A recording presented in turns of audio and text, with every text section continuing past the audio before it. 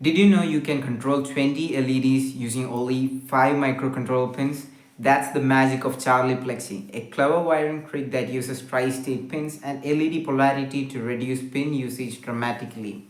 In this video, I'll explain exactly how Charlieplexing works, show you how to wire it, and walk through a simple Arduino sketch that lights each LED one at a time. Most beginners think that to control one LED you need one pin, but Charlieplexing flips that idea. When microcontroller pins have three states, high, low, and high impedance, we can steer current through a single LED at a time by carefully choosing which pins are high, low, or floating. With n pins, we can control n into n minus 1 LEDs. So with 3 pins, 3 into 2 equal to 6 LEDs. With 5 pins, 20 LEDs. With 6 pins, 30 LEDs, and so on. In Charlieplexing, each LED is placed between a unique pair of pins, one LED facing one direction and a second LED facing the opposite direction.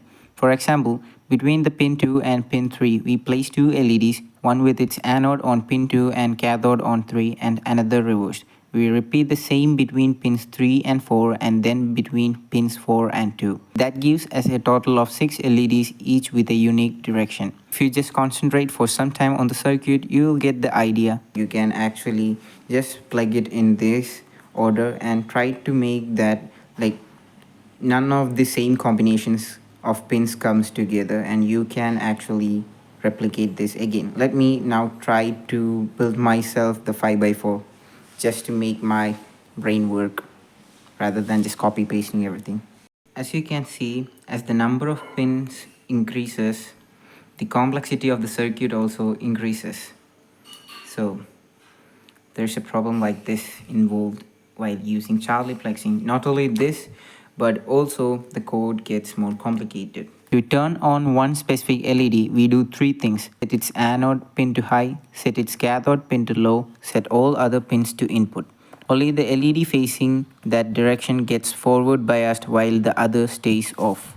This table is the core of Charlieplex code. Each line defines one LED and how it's connected. 2, 3 means LED's anode is on pin 2 and its cathode is on pin 3. To turn on LED 0, pin 2 goes high, pin 3 goes low, pin 4 becomes input. Every LED in this list has a unique direction, so our program can pick exactly which LED to light. This function resets all pins to input mode. Setting them low first ensures no internal pull-ups stay active, which prevents ghost LEDs from lighting unintentionally. This function receives an LED index, looks up the anode and cathode pins, and turns on the LED on for the requested number of milliseconds. Inside a 1-second window, we repeatedly pulse the LED very quickly. This prevents flicker and keeps brightness steady. The loop simply steps through all 6 LEDs, lighting each one for exactly 1 second. This is perfect for Charlieplex testing. It helps you confirm wiring and LED orientation. Only one LED can be powered at a time. You can fake multiple, but true simultaneous PWM brightness is harder. This is the beauty of Charlieplexing. As you can see, I'm only using 3 pins and I'm controlling 6 LEDs right here. 1, 2, 3, 4, 5, 6.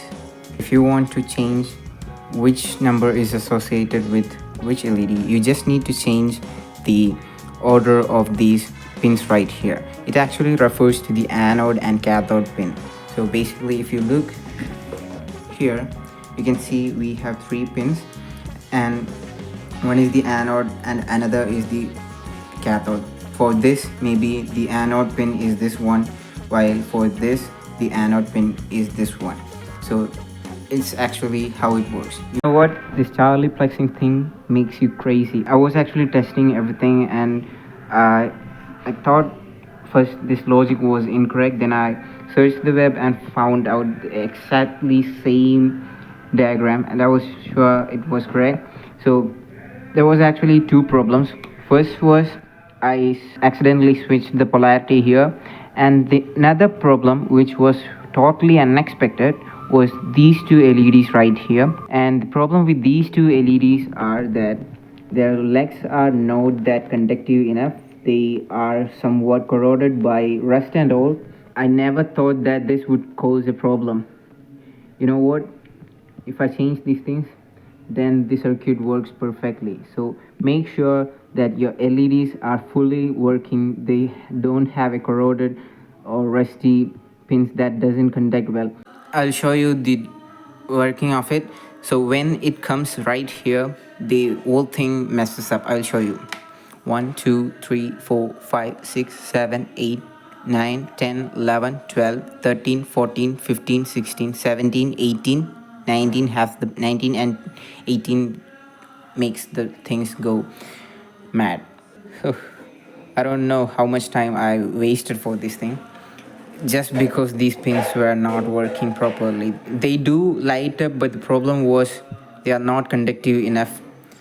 I replaced the two LEDs and brought the new one. Let's test it right now. 1 2 3 4 5 6 7 8 9 10 11 12 13 14 15 16 17 18 19 20. So it's now working.